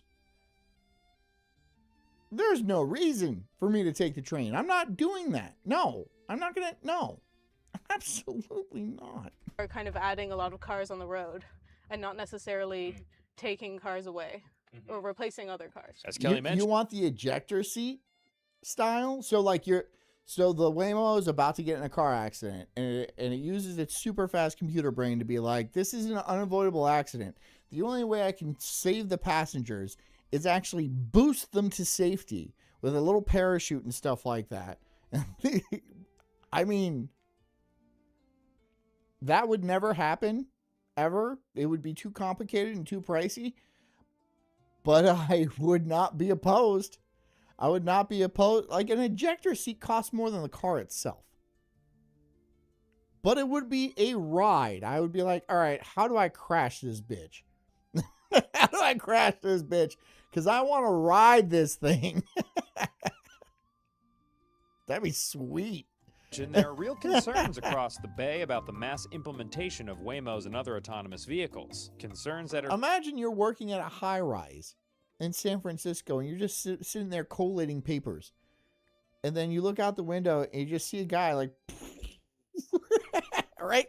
Just right past the window, and then a second later, you see him, like, drift down. That would be hilarious. That would be hilarious. That'd be really funny. Are certainly shared by a group called Safe Street Rebel, which is apparently singular. So we're Safe Street Rebel. Safe Street Rebels. Yeah. What? Singular. Just one. Safe Street Rebel. Like the Lone Rangers, only the opposite. How are you the Lone Rangers? How? Wouldn't there be just one of you? Airheads. Great movie. No S. The streets of the... Singular. No S. I want to beat these guys' asses. I want to beat their asses. I want to beat their... Oh, my God. Oh, my God. Oh, my God. Okay, that made me furious. That really pissed me... That made me angry. Oh, that made me upset. Oof. Oh, I beat your asses. Safe Rebels. Singular. Singular. The Safe Street Rebels are a group of San Franciscan activists. And he does it anyway, the Safe Street Rebels. To engage in demonstrations to protest cars and car infrastructure in the city, apparently involving large primates. Look, there's a lot of good reasons why cars should not be... Look, cars weigh 2,500 pounds. They go very fast. And there's people walking around the city, right? Children in many cases. To have a car, say going 35, 40 miles an hour through the city seems irresponsible. Especially if it's not being controlled, or if it is being... I would much rather a robot control it than a human being. Human beings are always on their phone. They're drunk. They're women. They're not reliable to stop in time. But like, having cars in cities in general is just a bad idea. Having them in neighborhoods is not a great idea either. Like, kids should be able to like walk around and play and stuff, right? But now we have to like worry.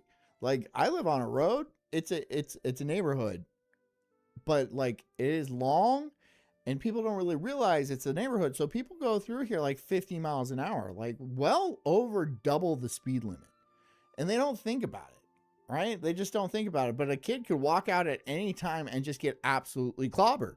Yeah, they're committing crimes, but there's no cops around to actually enforce the laws, so they're just going to do it anyway. A Waymo is not going to do that. A Waymo is not going to do that. To guerrilla infrastructure. Or Asian, yeah, you get the point. We have done things like block major intersections. We've done critical mass style bike rides. Why? Why? Seriously, though, that's not helping. No, you're just pissing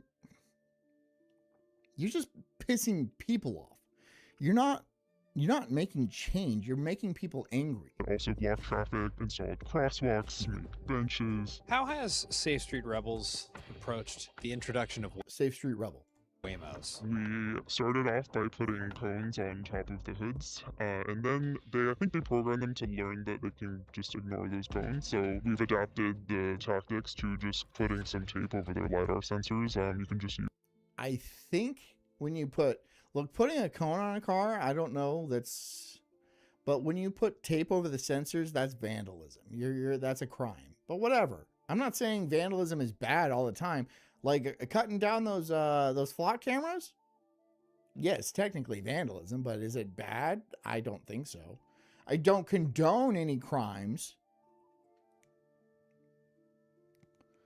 However, not all crimes are bad. Use like plain painter's tape. It doesn't leave any residue. Cover the sensor and it'll stop right there. You can also hold a stop sign in front of it and it will stop. I also like to mess with them when I'm riding my bike, riding very slowly in front of them, or sometimes I'll try and make them stop suddenly by like being in their way. I hope you get hit by a Waymo, or I hope you think it's a Waymo and you just hit by a woman. They're just like, I'm gonna run you over. With Waymos, they're kind of similar to Uber and Lyft, where isn't this making these cars more dangerous? I don't think it's a very well thought out plan. Why do they think human drivers are better than robot drivers? I mean, isn't the fatality rate in Teslas like a lot lower than human drivers? Isn't it like significantly lower? So why don't you stop people from driving? I'll run you over. I'll be like, oops, ka-doom, ka-doom. What was that? I better put it in reverse and check. Ka-doom, ka-doom. Oh my God, it's a bicyclist. I better get help. Ka-doom, ka-doom. My car's heavy too. They're not going to be okay. They promised that they would significantly like reduce traffic, but with Uber and Lyft, they actually took up 2/3 of the 60% traffic increase that occurred between 2010 and 2016. So that traffic congestion is 62%. That ride-hailing services account for 2/3 on the rides. Good, right? Here's the look. Good. You know why? Because then there's not a million cars parked everywhere. You know how fucking hard it is to find a parking spot in San Francisco? It's a nightmare. That frees up so many parking spots because all these cars are out actually driving around. Yeah, I mean, traffic's going to be traffic. If you want traffic gone, make cars completely illegal and everyone's got to walk everywhere. Not going to do that. You're not going to bring back the trolley car system. GM would have a fit. The car companies would absolutely have a fit about that. That's why they got rid of the trolley system in the first place.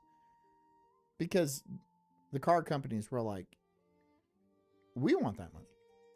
traffic reduction claim was a lie. I see Waymos as, it's like, ew, I don't want to ride transit, that's too yucky. To me, a good... Well, it's true when there's black people taking shits in subways. So you have like a whole societal problem. Yes, that's true. It is yucky when there's heroin addicts shooting smack into their fucking dicks on the subway. And you're like, that did not happen. That's happening. That is happening. No one is going, the police will not do a goddamn thing. Good and beautiful city is one The police in San Francisco, the only thing they're going to do is they're going to guard a gay pride parade that happens every day at 3 p.m. They have more gay pride parades than Disney has regular parades. Every day there's some homo walking naked down the street, wagging his dick at kids saying pride. That's not, But okay. Okie dokie. Transit is normal and where everyone is using it and it's easy to take, and more cars on the road makes it worse. Emergency responders are not happy with them, but like city officials I think are pretty pro, and maybe not as for public transit as they should be. Indeed, emergency first response leaders from SF and Austin have met with federal regulators to express their frustration about Waymo incidents, from slowing down emergency vehicles to driving into floods and potentially speeding through construction zones. Worst of all, these cars narked on some teens that were underage drinking. And teens, quite frankly, should be drinking in any vehicle, which has long been the policy of Dan Toomey's teens-only booze bus. But in addition to worries about how autonomous vehicles will merge with our transit systems, another they do fine. Speed bump on driverless cars' road to world domination is how they will impact taxi and Uber drivers. Fuck those people. What do I care? I don't drive for Uber. I'm not a taxi driver. Who cares? Get another job. Be a speed bump. How long did you drive a taxi cab in San Francisco? About 23 years. Barry Toronto is a former board member of the San Francisco Taxi Workers Alliance, where he is still an activist. It does take some people's jobs away. Well, Waymo, you can't tell the Waymo. Wait, can you back up a second? I forgot my friend. You know what I mean, my friend. You can't tell a taxi driver that either. Or an Uber driver. They'll be like, fuck your friend, we're moving. What are you talking about? You're saying like this is a service business now? No. Was supposed to get in, right? They can't help disabled people or seniors with luggage or with groceries. But Barry, have you considered that? Okay, well, first of all, taxi, like cabs, they charge like triple what Uber does. And like they'll charge you like $200 for like a short ride. It is ridiculous how much they charge. It's stupid. And fuck you, I'll carry my own bags. If it's like $10 instead of $200, I'll just carry my own bags. It'll be fine. I can do that. That it's a lot easier to get naked in the back of a Waymo. Yes. Well, yeah. Pretty easy to get naked in the back of a cab, too. No, it is, but you don't know. You don't know Waymo is using the video. It's adding in more cars on the street. Sometimes you can see 4 or 5 of them in a row, and you can't get around them. You have to wait for them. Because they're obeying the law, unlike cab drivers.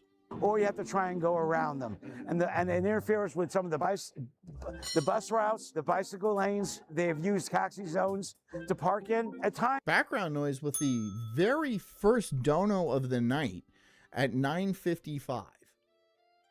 Like, are you serious, guys? So I'll turn the very first dono of the night at 9:55. autopilot on. Thanks. Takes over. Be attentive. Keep your hands on the wheel. Got it.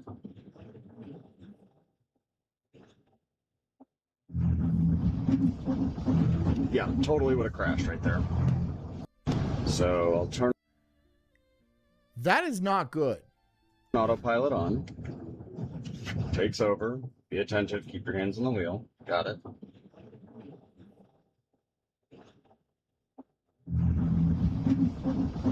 Yeah, totally would have crashed right. Yeah, so I think that's why they tell you to keep the hands on the wheel, because they're not. I think they're just doing a lot of testing, right? They're not perfect. If they were perfect, they wouldn't have a steering wheel. I think right? That would make sense if they were perfect, they wouldn't be like, you have to keep your hands on the wheel. They're not going to be perfect right away. They're not going to, look, still.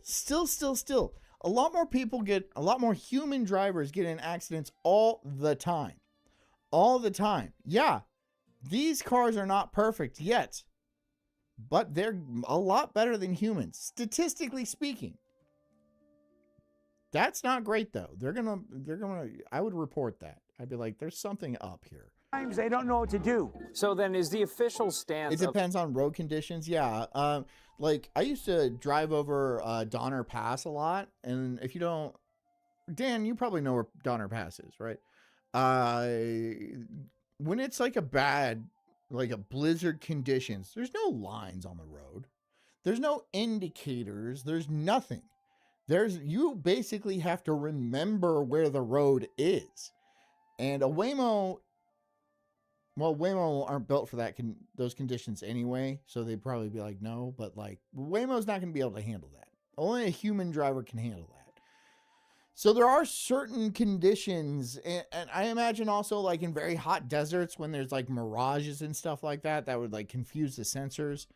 Yeah, there's some conditions where they're probably not going to work all that well. Of the Taxi Workers Alliance, that there's more regulation needed around driverless vehicles. Oh, you're down in LA? Yeah, fuck you.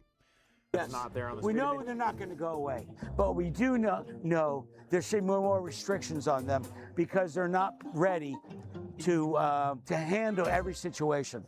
So in the great driverless car wars, it's fair to say that San Francisco represents the great autonomous vehicle stronghold. But here in New York, we are people of culture who value the joy of a sloppy backseat Dan Stott, I didn't ask any more questions. taxi makeout with some second base I'm not interested in your life story, all right? and stuff. Therefore, we are much more skeptical of the beep-boop wagons with cameras inside of them. Despite being the crown jewel for autonomous vehicle companies, given our large population of rich idiots who don't know how to drive, New York has become the center of political resistance to driverless cars. Back in January, Governor Kathy Hochul briefly introduced a proposal for allowing driverless taxis in the state outside of the city, but it was met with so much negativity that she quickly dropped it. Meanwhile, New York City Mayor and guy whose face is stuck like that, Zoran Mamdani, has not yet established a position on Kind of looks like a rat. driverless vehicles, but I'm not like saying anything politically. He just kind of, he's got that cheese-eating grin. is admittedly a pretty big pro-taxi guy. He once hunger-struck for taxi drivers, campaigning for debt relief, had one drive him to his inauguration, built his persona off of standing with labor unions, and appointed a longtime transit worker advocate to lead. Isn't everyone leaving New York? Because they're coming here. They're coming to Florida. Everyone's showing up in Florida. The Taxi and Limousine Commission. And New Yorkers, I don't like them. I don't like New Yorkers. I don't like people from New York. I don't like boomers from New York. Oh my God. Have you ever seen, I was waiting in line to get like, I was waiting for a table. I took my family out to get breakfast one time, and we were waiting at this table, and like there was this very pregnant girl that was ahead of us, right? And the waitress came to be like, oh, okay, ma'am, you can, here's a table for you. And this old boomer lady, I think she was Jewish.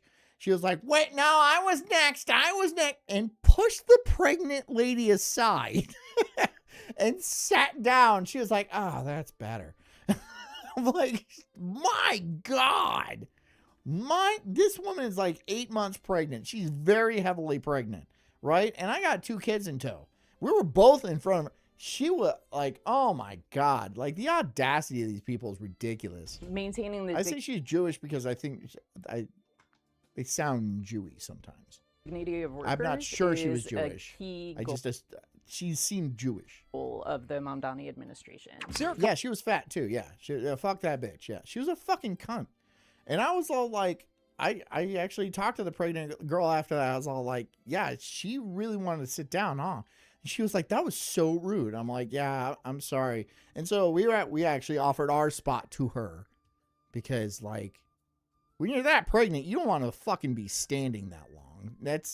It's ridiculous. And it was like a 5-minute wait longer. So it's like, Jesus, whatever. Like, what? Fuck those people, though. All right, gang. All right, gang. Let's do this. Let's get out of this joint. Let's blow this smoke joint shack and joint the shack later. Get out of here. Do it. A little light on the donuts tonight, but that's fine. It's Monday. I get it. I hope you guys have a good night. More Sulk stream tomorrow. And I expect to see you there. And I would appreciate it if you all showed up and then gave me money. I'd like that. Tell them all. Be strong, be good cult members. Take care of yourselves because I care about you too. I'll see you guys tomorrow night. Love you. Good night.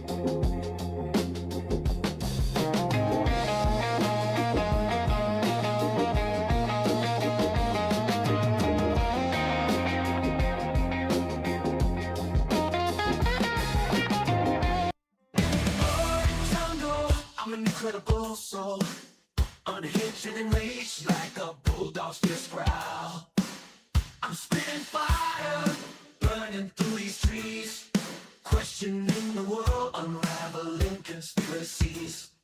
Talking about Bigfoot, but Loch Ness monster too. Government lies, they're feeding me their goo. I'm diving deep into this rabbit hole, uncovering the truth. Setting fire to their control. I got small nipples, but my voice is loud, rolling like thunder in this crazy crowd. They say I'm crazy, but I call it woke. I'm unraveling the madness with every word I spoke.